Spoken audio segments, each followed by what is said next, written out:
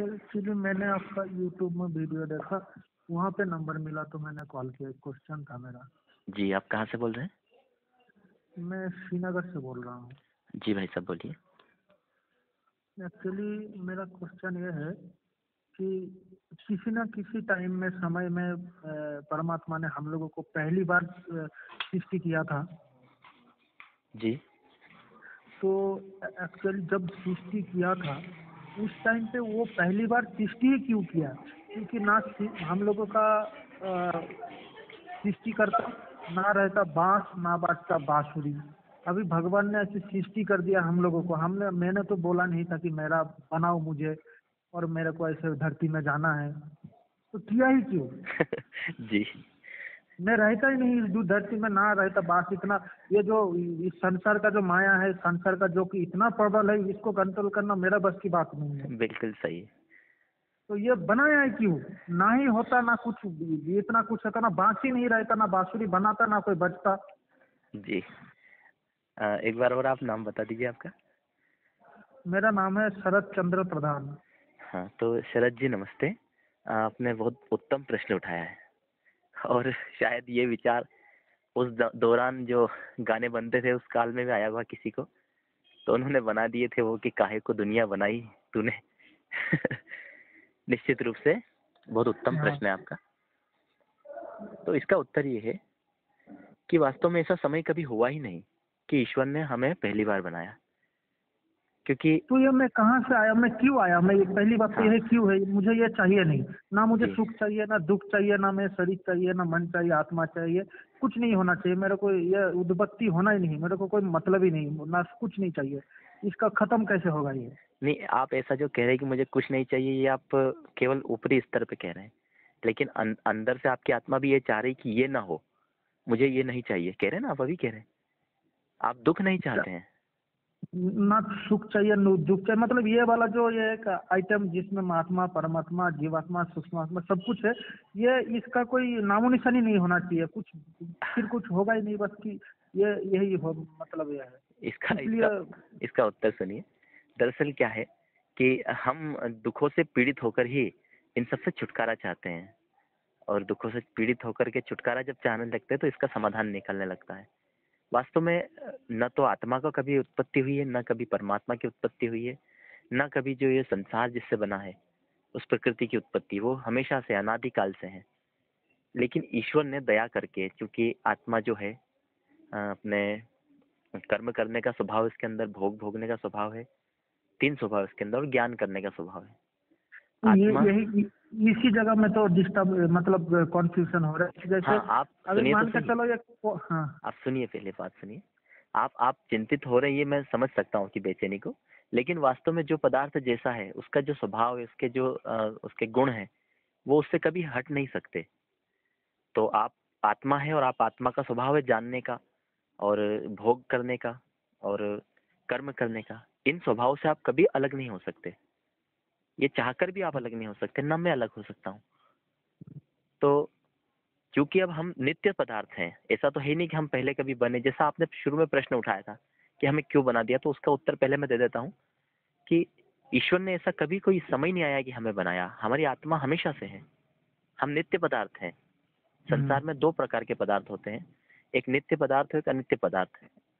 नित्य पदार्थ वो है ना जो कभी बना है न कभी नष्ट होगा, और अनित्य वो है जो किसी से मिलके बना है और फिर नष्ट हो जाता है। तो ये जो संसार है, ये हमारा शरीर है, मन बुद्धि इंद्रियां हैं, ये सब सृष्टि से, इन प्रकृति से बनते हैं और नष्ट हो जाते हैं, फिर प्रकृति बन जाते हैं। लेकिन हमारी आत्मा है जो नित्य है।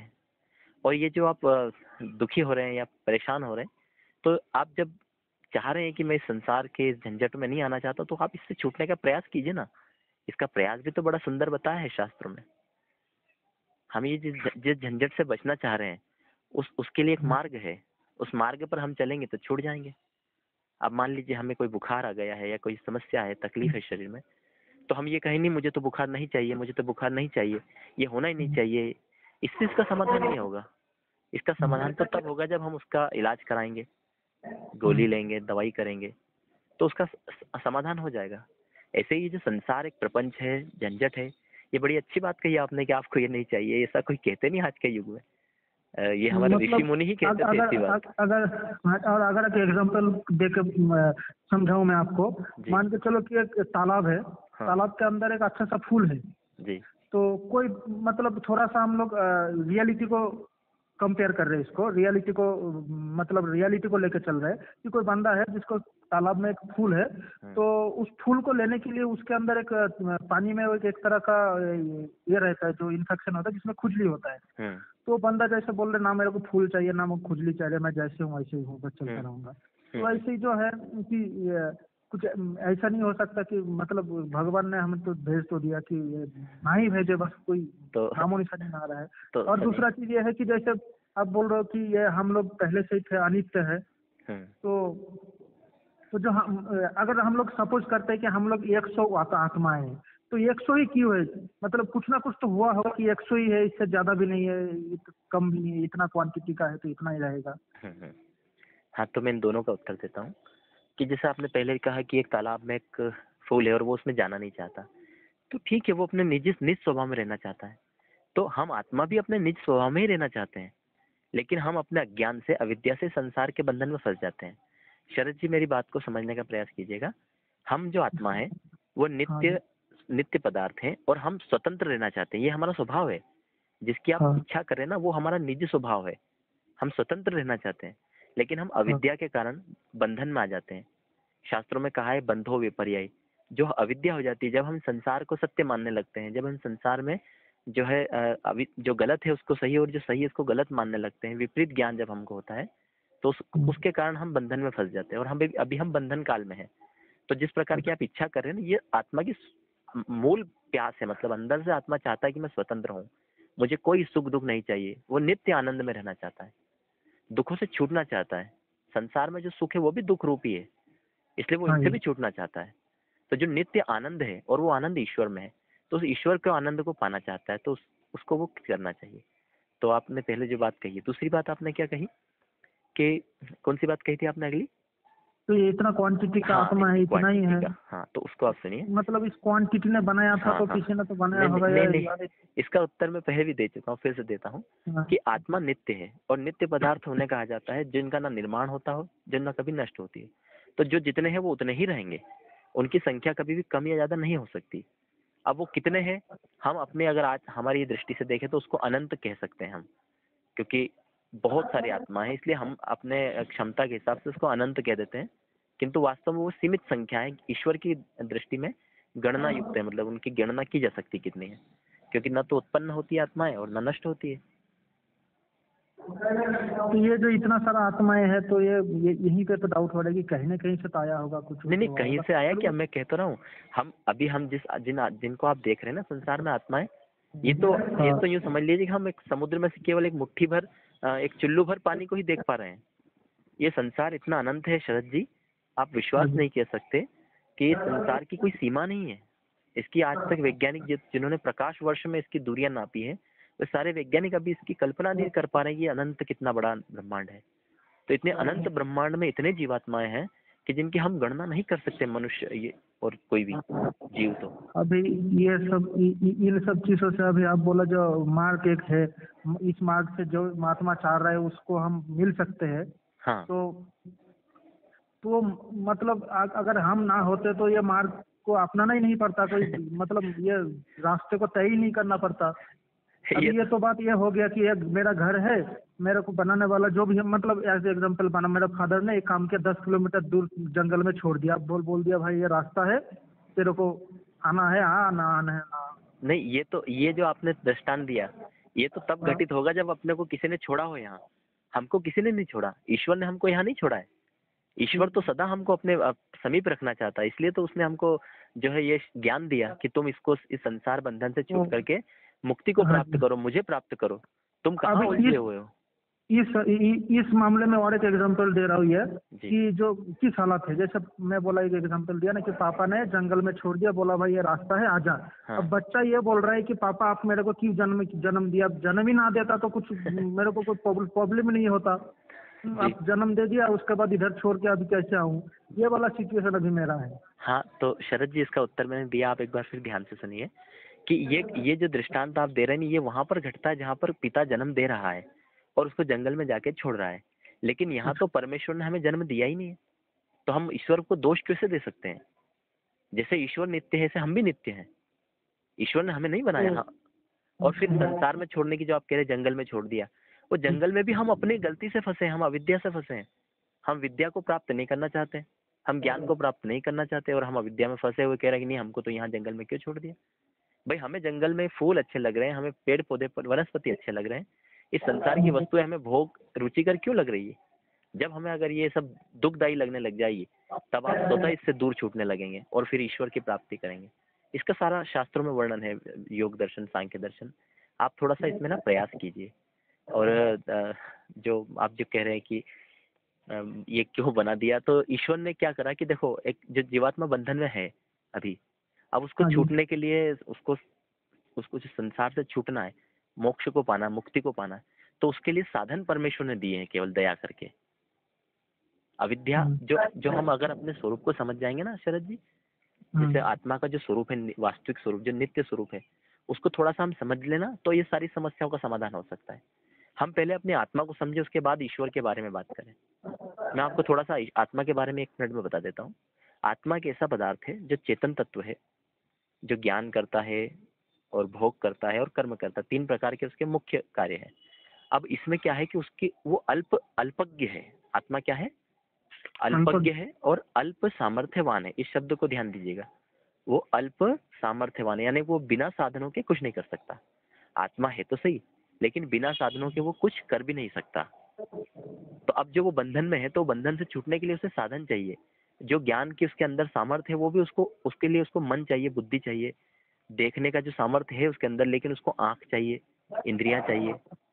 तो ये सारे साधन आत्मा को चाहिए। तो परमेश्वर ने दया करके कि तो भी संसार से छूटे, इसलिए तुझे यह मैं व्यवस्था कर रहा हूँ। ये व्यवस्था परमेश्वर ने की है।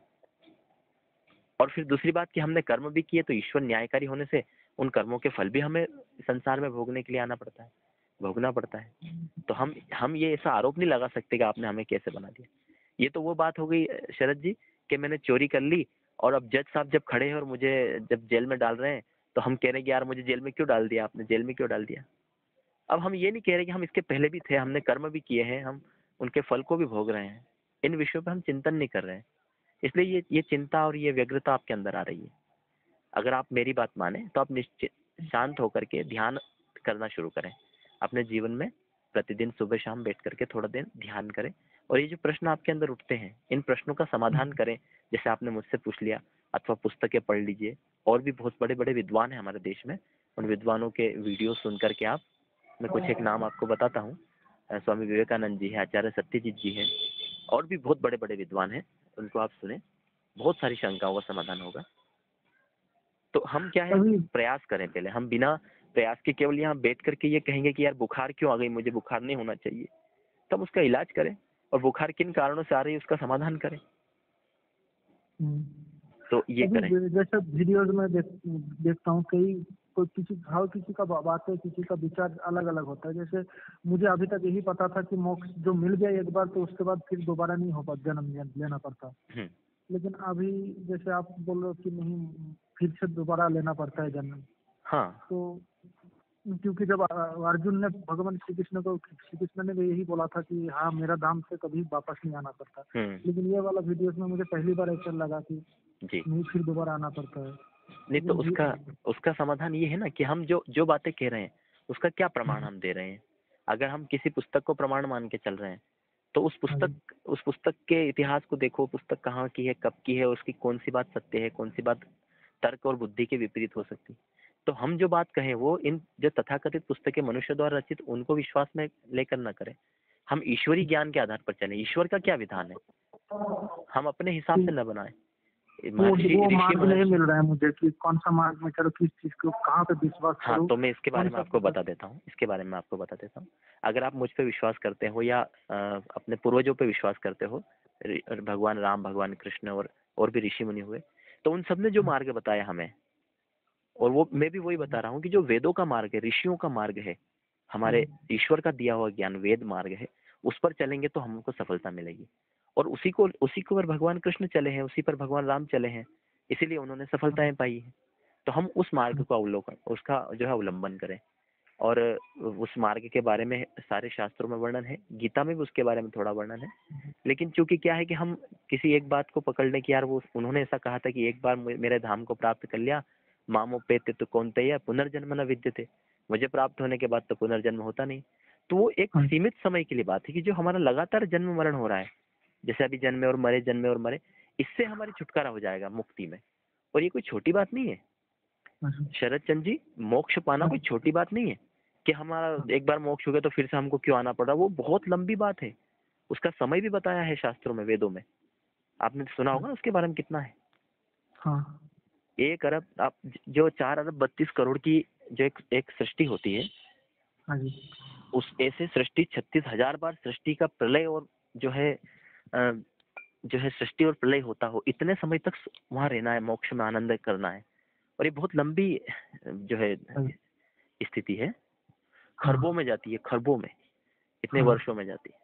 अब इसका उदाहरण एक छोटा सा देता हूँ। आप ये कह रहे हैं कि मुझे एक बार मुक्ति मिल गई, अब बस मुझे क्यों प्रयास करना पड़े मुक्ति के लिए।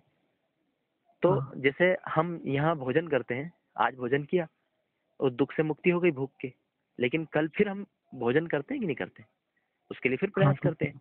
तो हम फिर प्रयास कर लेंगे, और उधर तो सहायता रहेगी। जब अगर मुक्ति से हम जाएंगे संसार में, तो उसमें तो और जल्दी सहायता रहेगी हमको, वो सरलता रहेगी वापस मुक्ति माने की। तो आप पुनः मुक्ति में चले जाओ ना, ऐसा थोड़ी कि आपको वापस रोक दिया कि अब आप जा ही नहीं सकते।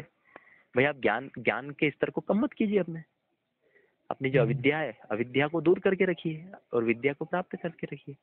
तो ये तो बड़ा अच्छा सरल मार्ग है। और फिर क्या है कि न्याय व्यवस्था भी होती है संसार में। मान लो एक व्यक्ति ने कर्म किए और उस कर्म से उसने मुक्ति पाई। अब उसके सीमित कर्म थे तो उसको असीमित नहीं मिल सकते, लेकिन ईश्वर ने जो तय कर रखा कि मुक्ति का इतना लाभ होगा तो उतना तो उसको मिलेगा। ये है, इसमें थोड़ा सा चिंतन करने की आवश्यकता है शरद जी। अन्यथा तो हम बहुत सारे प्रश्नों में उलझे हुए रहेंगे अगर ये समाधान नहीं करेंगे ना, तो बहुत सारे प्रश्नों में। क्योंकि देखो सृष्टि अनंत काल से है और हाँ जीवों की संख्या निश्चित है, ऐसा तो है हाँ नहीं जी कोई घट रहे हैं या बढ़ रहे हैं, ऐसा तो है ही नहीं। तो हाँ अगर ऐसा होता कि मोक्ष में के बाद वापस नहीं आना होता, तो विचार कीजिए सृष्टि अनंत काल से, और अनंत काल से जिन जिन मनुष्यों ने मोक्ष के लिए प्रयास किया और जो मोक्ष में चले गए, अब वो वापस नहीं आ रहे हैं। तो इसका मतलब तो ये था कि अभी तक तो सृष्टि खत्म हो जानी चाहिए थी, क्योंकि हाँ जी सबका मोक्ष हो जाता, क्योंकि अनंत काल से आ रही सृष्टि। तो इस रूप में हम देखें तो महर्षि जो कपिल हुए हैं, उन्होंने इसका सांख्य दर्शन में लिखा है कि ना अत्यंतोच्छेद, इस संसार का कभी भी अत्यंत उच्छेद नहीं हो सकता, क्योंकि ये क्रम चलता रहता है। शरद जी, जब हम थोड़ा तक ध्यान पूर्वक, विचार पूर्वक, धीरे धीरे मनन पूर्वक पढ़ेंगे ना, जानेंगे ना, तो हमें सत्य पता चलेगा। हमारी व्यग्रता, हमारी शांति नष्ट होगी, जो हमारी अशांति है वो नष्ट होगी और शांति प्राप्त होगी। तो ये जो अशांति आपके मन में आ रही है, इसको दूर करने का यही उपाय है कि अगर हम अध्यात्म को अपनाएं, हम शास्त्रों को पढ़ें, हम अध्ययन करें, स्वाध्याय करें। और ये जो प्रश्न आपके अंदर उठा है, मैं इसके लिए तो मैं आपको बधाई देना चाहता हूँ। मैंने कहा ना कि ये आजकल के लोग इस तरह के प्रश्न उठाते ही नहीं है। लोग संसार के छोटे मोटे मूर्खता जैसे प्रश्न करते हैं, लेकिन आपने जो प्रश्न किया है ना, इसमें आपने अपने अंदर की जो मूल भावना है उसको व्यक्त किया है। इसलिए शरद जी, आप इस भावना को बनाए रखें और उस अपनी जो मूल प्यास है आपकी, लेकिन उसकी ओर बढ़े। अभी अभी मुझे ना कोई दिशा नहीं दिखाई दे रहा, कोई मार्ग नहीं दिखाई दे रहा है, मतलब मैं आपको दिशा देता हूँ। मैंने आपसे कहा कि आप प्रतिदिन सुबह बैठ करके ध्यान करना शुरू करें। सुबह और शाम को जब समय मिले तब बैठे और अपने जीवन में यज्ञ को स्थान दें, यज्ञ करना शुरू करें। आपके आसपास मतलब कोई ये सब भी कैसे करेंगे, वो मतलब अंधेरे में हो बिल्कुल, कैसे स्टार्टिंग नहीं, वो स्टार्टिंग यही है कि उसके लिए आपको है ना कि जो आपके आसपास कोई ऐसे हो जो आर्य समाज से जुड़े हो, या कोई ऐसे गायत्री परिवार से जुड़े हो, कोई भी ऐसे सज्जनों से मिल करके आपको अभी सीखना। तो सर अभी तो मैं फौज में हूँ। अच्छा अच्छा, फौज में है। हाँ तो फिर आपको मैं एक उपाय बताता हूँ। आप है ना मोबाइल के माध्यम से सीख लें। आप मोबाइल के अच्छा माध्यम से संध्या, मैं आपको कुछ भेज दूंगा। आपके यही नंबर है क्या? हाँ जी, मेरा जी, मैं अभी तो आपके, यही नंबर है। और हाँ अभी तो कुछ दो तीन दिन से मेरा मोबाइल का नेट बंद है यहाँ पे। कश्मीर में कुछ ये हुआ है, प्रॉब्लम हुआ है, जी इसीलिए परसों से नेट बंद है, लेकिन खुल जाएगा 2-3 दिन में। जी, ठीक है। तो मैं आपके नंबर सेव कर लेता हूँ, आपको मैं कुछ विशेष चीज़ें भेजता रहूँगा, आप मुझसे जुड़े रहें। तो मैं प्रयास करूँगा कि आपके जो शंका है उसका समाधान लगातार होता रहे और आप ध्यान की ओर बढ़े। मैं आपको ध्यान के कुछ और वीडियो भेज देता हूँ, तो आप उनको बैठ करके ध्यान करें। और पहले तो आपको बहुत शांति मिलेगी, मेरी बात मानिए आप।